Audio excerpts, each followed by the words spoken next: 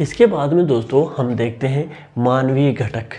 प्राकृतिक घटक हमने देख लिए, उसके बाद में हम बात करते हैं मानवीय घटकों की। तो मानवीय घटक क्या होते हैं?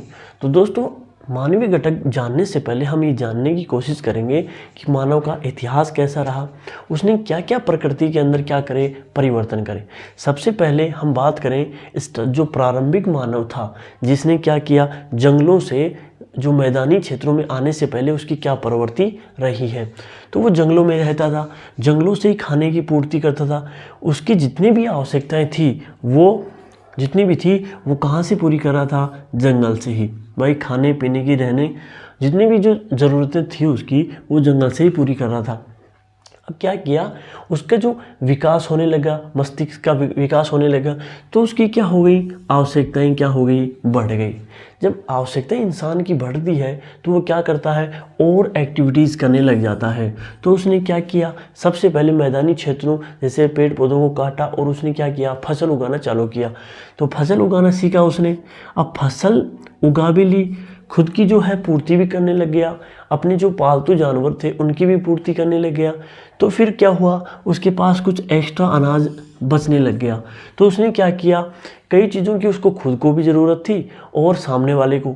सपोज दैट इंडिया में कोई फार्मर है, उसको ज़रूरत है किसकी, किसी मटके की, तो वो क्या जाएगा, किसी कुम्हार के पास जाएगा, उससे बोलेगा मेरे पास अनाज है और आप मेरे को मटका दे दो। तो ऐसे क्या वस्तुओं को एक्सचेंज करना प्रारंभ हुआ, यानी कि इंसानों ने वस्तु के बदले वस्तु ली। जैसे अनाज था, अनाज खुद की पूर्ति के लिए तो उसने रख लिया, बाकी को क्या कर दिया, बेच दिया। तो ऐसे ही वस्तु विनिमय चला था, यानी कि वस्तु के बदले वस्तु का मिलना, बार्टरिंग, इसको बोलते हैं बार्टरिंग। ठीक है। उसके बाद में अब वर्तमान में जो हम सब देखते हैं व्यापार, ट्रेड, यानी कि वस्तुओं के साथ साथ ही हम क्या, किसके ऊपर आ गए, करेंसी। आज जो होती है, पहले होती थी वस्तु विनिमय और आज होती है मुद्रा विनिमय। ठीक है। तो आजकल जो है वो पूरा जो मार्केट है वो किसके ऊपर डिपेंड हो गया, वो हो गया करेंसी के ऊपर डिपेंड। ठीक है। तो व्यापार, ट्रेड होने लगा। और वर्तमान की जो कंडीशन है आप देखो, सारी जो इकोनॉमी है वो एक एक्टिविटीज़ के ऊपर डिपेंड नहीं है। आज इंसान की जो आवश्यकता है वो बहुत ज़्यादा है, वो पूर्ति नहीं हो पा रही है। तो क्या हो गया, व्यापार बढ़ गया। और कंडीशन ये है कि उसने जो है प्रकृति को नुकसान पहुंचाना भी चालू कर दिया है अपने स्वार्थ के लिए। तो मानव ने देखो कहाँ से स्टार्ट किया, जंगल से। आज उसने बड़ी बड़ी बिल्डिंगें, सड़कें, रेल मार्ग क्या क्या नहीं बनाया। तो प्रकृति को वो क्या धीरे धीरे क्या कर रहा है, हथिया रहा है। तो ठीक है। तो आज उसकी एक्टिविटीज़ देखो कितनी बढ़ चुकी हैं। वहीं प्रकृति के जो हमने घटक बढ़े थे वो क्या थे, सीमित घटक थे। मानव जो है वो पूर्णतः किसके ऊपर डिपेंड है, प्रकृति के ऊपर। इसके बाद में दोस्तों हम बात करते हैं परितंत्र की। ये परितंत्र क्या होता है, यानी कि इकोसिस्टम। ठीक है। ये भी एक क्या है, पर्यावरण का हिस्सा है। कई बार आप कंफ्यूज होते हो कि परितंत्र और पारिस्थितिकी तंत्र अलग अलग है क्या। तो दोस्तों ये अलग नहीं है, एक ही है। या तो परितंत्र बोल दो या पारिस्थितिकी तंत्र, इकोलॉजिकल सिस्टम या इकोसिस्टम, बात एक ही है। अब बात करते हैं होता क्या है। तो इकोसिस्टम और इकोलॉजिकल सिस्टम जो होता है वो बेसिकली क्या होता है, जैसे क्या है, विभिन्न प्रकार के जीव जंतु। यहाँ पे हो गए पादप यानी कि पेड़ पौधे, यहाँ पे हो गया मनुष्य और यहाँ पे हो गया प्रकृति। ठीक है। अब दोस्तों जीव जंतु है, ये क्या करते हैं, ये हम जैसे थोड़ा सा इस साइड करो, पादप, वनस्पति, यहाँ पे आ गया पादप, यहाँ पे आ गया जीव जंतु।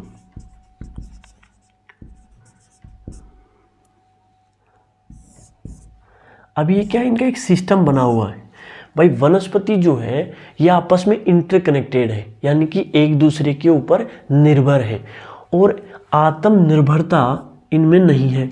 जैसे अब इंसान है, मनुष्य है, वो प्रकृति के बिना रह सकता है क्या, बिल्कुल नहीं रह सकता। उसने जितना भी अपना खुद का विकास किया वो किससे ही करा है, प्रकृति से ही। तो वो क्या है, मनुष्य प्रकृति के, वनस्पति डायरेक्ट ले सकता है, वहीं वनस्पति को खाता है पादप, जैसे पादप और वनस्पति जो होती है उसको खाते हैं जीव जंतु, जीव जंतुओं को खा जाता है मनुष्य।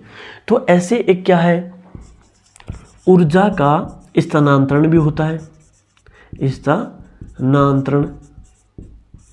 और ये क्या है, अंतः संबंधित, यानी कि इंटरकनेक्टेड भी है ये आपस में, वनस्पति, पादप, जीव जंतु और यानी कि प्रकृति। ठीक है, तो ये क्या है, आपस में एक दूसरे के ऊपर निर्भर भी हैं और एक दूसरे को जब यूज कर लेते हैं तो ऊर्जा का स्थानांतरण भी होता है। जैसे पादपों से जो एनर्जी है वो ले ली जीव जंतुओं ने खाकर, यहाँ इनको खाकर किसने ले ली, मनुष्यों ने। तो यहाँ पे इनका यूज करके मनुष्यों ने क्या कर ली, इनकी एनर्जी ले ली। तो ऐसे ही क्या होता है, ये एक क्या है, एक ऊर्जा का स्थानांतरण भी है। तो पारिस्थितिकी और परितंत्र क्या होता है, पर्यावरण का एक ऐसा तंत्र, पर्यावरण का एक ऐसा तंत्र जो जीव जंतु पादप, मनुष्यों तथा प्रकृति को आपस में जोड़े रखता है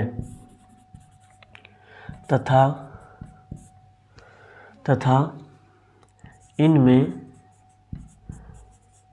ऊर्जा का स्थानांतरण भी होता है, स्थानांतरण भी होता है तथा ऊर्जा का स्थानांतरण भी अंतर संबंधित होते हैं तथा ये सभी एक दूसरे के ऊपर क्या रहते हैं, निर्भर रहते हैं, एक दूसरे पर निर्भर रहते हैं, एक दूसरे के ऊपर क्या है, निर्भर भी रहते हैं और अंतर संबंधित हैं तथा आपस में अंतः संबंधित है। यानी कि दोस्तों जो पर्यावरण के जितने भी घटक हैं वो आपस में क्या है, इंटरकनेक्टेड हैं। भाई मनुष्यों को जो है जल की ज़रूरत भी है, मनुष्यों को नहीं है और जीव जंतुओं को भी ज़रूरत है। तो प्रकृति जो है सबकी क्या ज़रूरतें पूरी करती है और मनुष्य अपनी ज़रूरतें जो है वही प्रकृति से पूरा करता है। विभिन्न प्रकार की जो जीव जंतु हैं वो प्रकृति को बनाए रखते हैं। जैसे भोजन उसने ग्रहण किया और यहाँ से चल के वो वहाँ पे उसने क्या, बीजारोपण कर दिया। जैसे पक्षी होते हैं, एक जगह दाना चुग के ले जाते हैं और दूसरी जगह जो है अपने अवशिष्ट पदार्थ के रूप में वहाँ पे जमा कर देते हैं। तो ये जो है जीव जंतु और मनुष्य जो है प्रकृति को बनाकर भी रखते हैं। ठीक है, और पादप और वनस्पति जो है वो भी प्रकृति को बना के रखती है और इन्हीं के ऊपर जो है मनुष्य और जीव जंतु क्या है, निर्भर है। तो आपस में दोस्तों ये सारे क्या हैं, एक दूसरे के ऊपर निर्भर हैं। इसी को परितंत्र बोला जाता है, इसी को पारिस्थितिकी तंत्र बोला जाता है। यदि मैं आपको उदाहरण के तौर पे कुछ एग्जाम्पल दूं दोस्तों, इसके क्या हैं, कुछ एग्जाम्पल्स आप देख सकते हो। जैसे पर्वतीय परितंत्र। पर्वतीय परितंत्र कौन सा होता है, आपने देखा होगा पहाड़ों के अंदर विभिन्न प्रकार के जैसे जीव जंतु पाए जाते हैं। वो क्या है, स्थलीय भाग में नहीं पाए जाएंगे, जैसे मैदानी क्षेत्रों, पठारी क्षेत्रों में आपको वो नहीं पाए जाएंगे। वो वहीं पे जैसे देवदार की वनस्पति है वो वहाँ पे आपको पर्वतीय क्षेत्रों में ही मिलेगी। ठीक है, तो वहाँ पे जैसे याक है, लद्दाख में याक वगैरह पाए जाते हैं, वो आपको मैदानी क्षेत्रों में जैसे महाराष्ट्र और दक्षिण में नहीं मिलेंगे। वहीं पे यदि बात करें हम, जैसे ऊँट है, ऊँट राजस्थान में ही मिलता है, आपको पूर्वोत्तर क्षेत्रों में, पहाड़ी क्षेत्रों में ऊँट नहीं देखने को मिलेगा। तो ये क्या है, परितंत्र है। मरुस्थलीय क्षेत्र का परितंत्र अलग है, पर्वतीय क्षेत्रों का परितंत्र अलग है। तो ये क्या होते हैं, परितंत्र होते हैं। जैसे एक समुद्री परितंत्र। अब समुद्री परितंत्र कौन सा होता है? जैसे समुद्र में विभिन्न प्रकार की स्पीशीज और जो जीव जंतु हैं वो केवल समुद्र में ही जीवित रह सकते हैं। यदि उनको समुद्र से बाहर हम लेके आएंगे तो वो मर जाएंगे, क्योंकि उन्होंने अपना जो पूरी जो लाइफ सर्किल है वो किसके ऊपर डिपेंड कर लिया है? समुद्र के ऊपर। जैसे व्हेल मछली वगैरह हैं वो केवल समुद्र में ही मिलती हैं। भाई जलीय परितंत्र मान लो इसको। जैसे तीसरा जो है जलीय परितंत्र, जैसे क्रोकोडाइल है, मगरमच्छ वगैरह है, और ये जो कछुए हैं तो वो क्या है? जलीय परितंत्र का हिस्सा है। वो वहीं पे रह सकते हैं, धरातल के ऊपर ज़्यादा टाइम वो रहेंगे नहीं, क्योंकि उनकी जो लाइफ सर्किल है वो किसके ऊपर डिपेंड हो गई है? जल के ऊपर ही डिपेंड हो गई है। वहीं पे चौथा हम बात करें कोरल की, कोरल परितंत्र।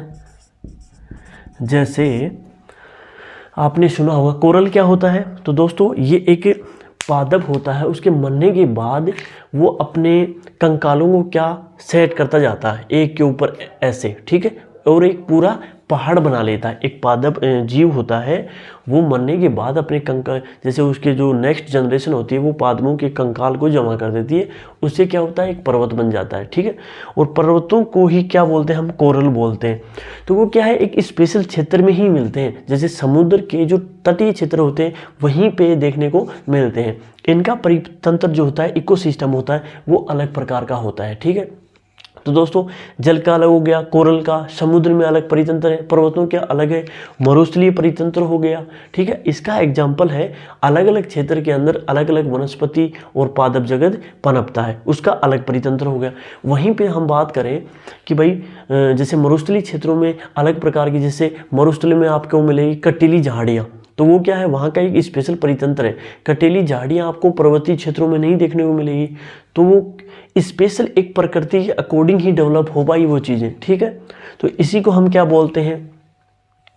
परितंत्र बोलते हैं। तो दोस्तों ये हमारा पर्यावरण का चैप्टर जो है यहाँ पे कंप्लीट होता है। आप लोगों का बहुत बहुत धन्यवाद।